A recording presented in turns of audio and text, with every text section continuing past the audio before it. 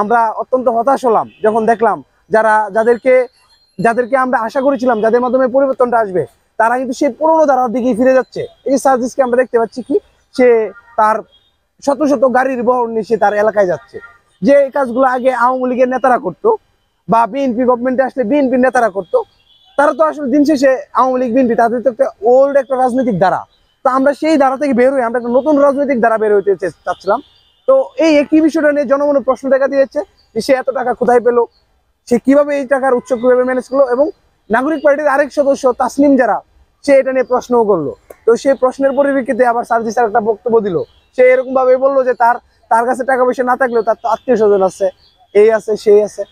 তো যেই ছেলেটা এখন সবেমাত্র বিশ্ববিদ্যালয় জীবনে পড়াশোনা শেষ করবে, এবং সে যদি এখনো হলে থাকলেও তার কাছে ফোনটা হয়তো ভাঙ্গা থাকতো, এবং সে এত দামি দামি পাঞ্জাবি পরতো না। এখন একটা মানুষের ড্রেস নিয়ে আমি বলতে চাই না, কারণ ড্রেস তো একটা মানুষের স্বাভাবিক, সে যেটা রুচিতে আসে যেটা পছন্দ করে এটা পড়তে পারে। কিন্তু শত শত গাড়ির বহর নিয়ে মিটিং, এবং সেগুলার টাকার উৎস, এগুলো তো এমনি এমনি হয় নাই। এগুলো টাকার উৎস কি তার নিজে থেকে, আমরা নতুন রাজনৈতিক বন্দোবস্তের কথা তো বলছি, তো সেখানে তার নিজে থেকেই তার এই টাকার পয়সার হিসাব বা উৎসটাকে সে নিজেই প্রকাশ করা উচিত ছিল।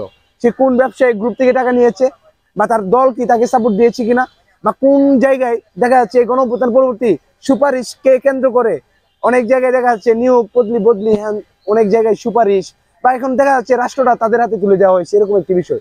কিন্তু রাষ্ট্র আমরা কারো হাতে তুলে দেওয়ার জন্য বিপ্লব করি নাই, সেটা রাষ্ট্রকে নির্দিষ্ট কোনো সিন্ডিকেটের হাতে তুলে দেওয়ার জন্য আমরা বিপ্লব করি নাই।